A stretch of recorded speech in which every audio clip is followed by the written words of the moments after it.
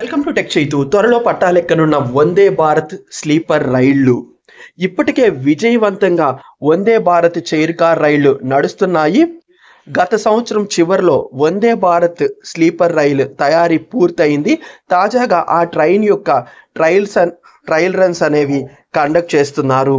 ఈ trial runs లో ఈ train maximum speed 180 km/h speed ని అందుకుంది అని స్వయంగా రైల్వే మంత్రి అశ్వని వైష్ణవ్ గారు ట్విట్టర్ ద్వారా తెలియజేశారు. ఈ ట్రయల్ రన్స్ పూర్తయిన తర్వాత ఈ రైలు పట్టాలెక్కడానికి ఎక్కువ అవకాశం ఉంది. ఇప్పటి వరకు వస్తున్న ఇన్ఫర్మేషన్ ప్రకారం ఈ రైల్ని కాశ్మీర్లో నడుపుతారు అంటే ప్రెసెంట్ కాశ్మీర్కి రైల్వే లైన్ ఉంది, కానీ ఆ రైల్వే లైన్తో ఇండియాలోని ఇతర రైల్ నెట్వర్క్కి కనెక్టివిటీ అనేది లేదు.